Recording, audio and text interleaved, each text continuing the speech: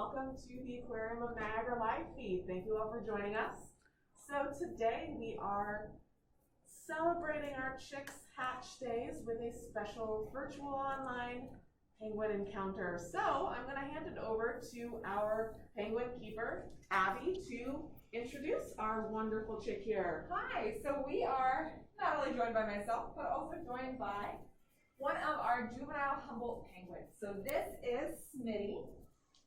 He is one of our young penguins that was hatched last year as our first hatching in about 14 years for this aquarium. So it's very exciting. He and his sister are turning 1 year old this week. So Smitty's hatch day is actually tomorrow, the 18th of April. So as our first chicks in 14 years, it's been really exciting over the course of this last year, watching them learn how to be penguins, how to grow and mature, and just get the hang of things here in Penguin Coast. So they have been notable additions to our colony. They're very curious, just like young humans or other young animals. They're very curious of their environment. They spend a lot of time exploring and interacting with guests, which has been super, super exciting. So Marissa, do you want to tell us a little bit about this species and where they're found in their natural habitat? Of course. So these guys, as we mentioned, are called Humboldt penguins. So usually when I think of penguins, I think of those really, really large penguins that huddle together in the Antarctic. So those emperor penguins. Believe it or not, these guys are actually warm weather penguins. So they're native to South America, and we actually have their exhibit, you know, to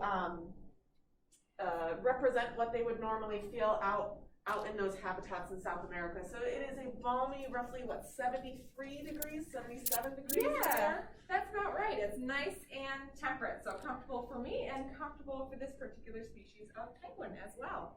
In addition, they also have that cold water that comes up from that Antarctic area, and so their water in their actual habitat here at the aquarium is quite cold. So if you look really closely, you can see all of his feathers. Those are specially designed to make sure that they're kept warm in that colder weather, but also not too hot, or in that colder water, but not too hot in that warm, balmy weather. And so these guys are really, really well accustomed to transition between warm and hot really easily. And so actually what you're looking at right now is some of those feathers right there. So it's very similar to a down feather of a goose, which helps insulate them and keep them warm, but then also provides that cooling system when they get overheated. So you may have heard some of those little bumps in the background. Smitty is incredibly curious since he is very, very young and just an exciting spirit in general. So he's just looking around. He was jumping all over things, checking the area out. And so this is one of our forms of enrichment for him. So do you want to explain enrichment a little bit, Abby? Sure. So enrichment really at its base is anything that's new or different in an animal's environment. So people can be enriched too. Things like coming to visit us at the aquarium is something new and out of your normal routine. But enrichment can take the form of toys. It can take the form of different types of food, or even things that aren't physical, like laser pointers, like you might use for your cat or dog. You can see Smitty's very curious about that. Just like your cat or dog, he's going to do his best to track that. And it helps him to demonstrate species-specific behaviors. So Smitty and other Humboldt penguins are naturally very effective predators, but they're going to be visual hunters. So Smitty, practicing those skills of tracking and chasing would help him in his natural habitat to be really good at catching fish out in the open ocean. So really at the base of what enrichment is, even coming in here and checking out and exploring a new environment is enrichment for Smitty. It's something new and different in his day. It keeps him thinking through new scenarios and exercising his brain as well as his body. And you mentioned fish, so obviously let's talk about what they eat. So these guys get a bunch of fish diet since that's what they would eat out in their natural habitat. Here at the aquarium, we use what are called sustainable seafood fish. So they are fish that are part of a more sustainable population They are not threatened out in the wild, and that's our way of doing our part to help keep these fish populations up. And so they get 4 different species of fish. We have anchovies, capelin, herring, and smelt, and each one of them are specific for a different purpose. So herring specifically are really fatty. I believe smelt are more lean, so they're kind of like those vegetables you have to eat before the big hamburger. Exactly.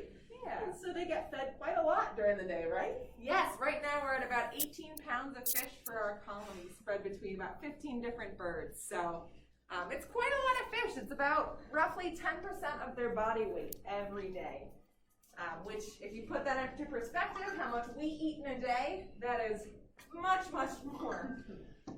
So they have a really quick processing system. I don't know if you guys have noticed, as we're sort of following Smitty and his adventures. He has left us a couple of presents here on the floor. Humboldt penguins not eat, but they poop about 30 to 40 times a day. So it's quite a messy animal, but in their natural environment, they actually use that poop to build their nests. So it does form a good purpose for them. But it's one of the reasons, or one of the challenges, that their wild counterparts are facing out in their natural habitat.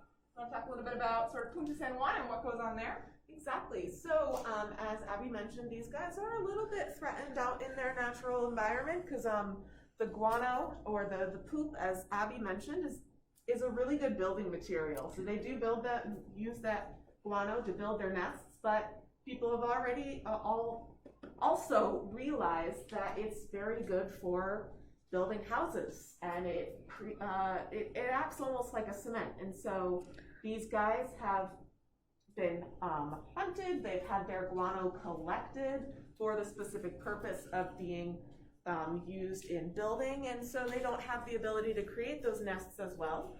Additionally, they're just losing their habitat overall, and so we, as an aquarium here, have them to help make sure that their species is kept at a good level out in their natural habitat. But specifically, Abby mentioned Punta San Juan, which is where their kind of rehabilitation and their rescue efforts are really, really focused, because that's one of their bigger habitat areas. And so that's what we're celebrating here during Penguin Days here today. So all of our extra proceeds are going directly to that rehabilitation and habitat restoration project in Punta San Juan, because these guys are really, really important to their ecosystem, and they need to be protected and help.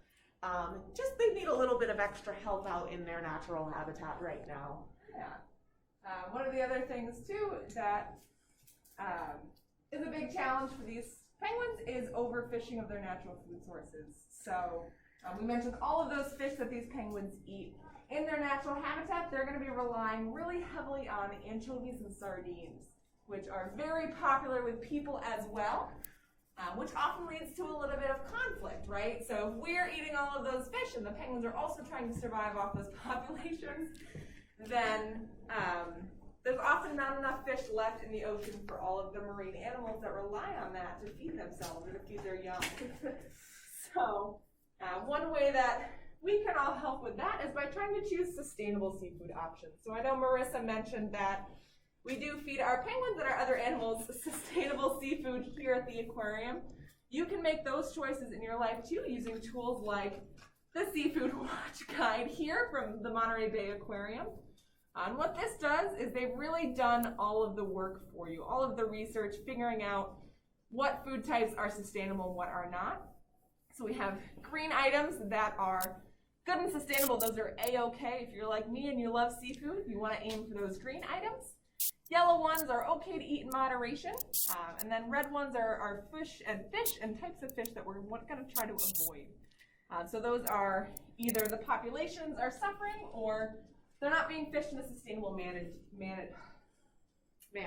Yes.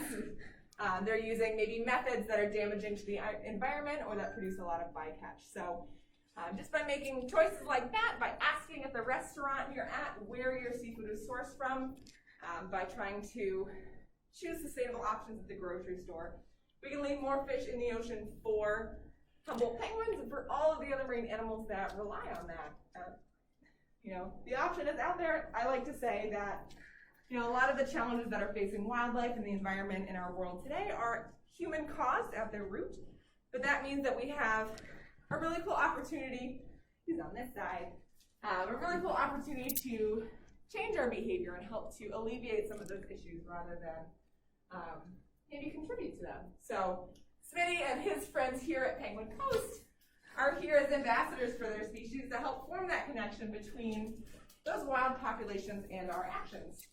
Exactly. That's why we are very, very happy to have them here as ambassadors, as Abby said, because they do serve a purpose out in their natural habitat, but they also serve purposes here to show that they are very, very exciting and charismatic animals that, just need a little bit more extra help out in, specifically down in South America.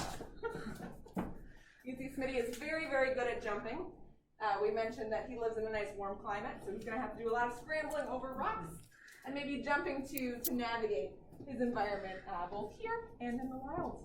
Does he ever fly? He does not. So Smitty's wings are functioning much more like flippers, so they're going to help him swim through the water really, really quickly rather than fly through the air.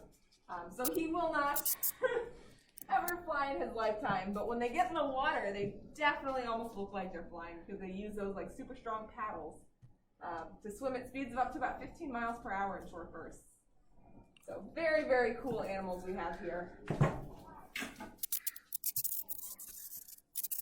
All right, so we really thank you for joining us today. We will leave you with an up close and personal view of our little guy Smitty, but he is always looking to jump onto really, really high things, so he's trying to get up onto the counter. But thank you for joining us today. We hope to see you in person hopefully soon, and enjoy the rest of your day.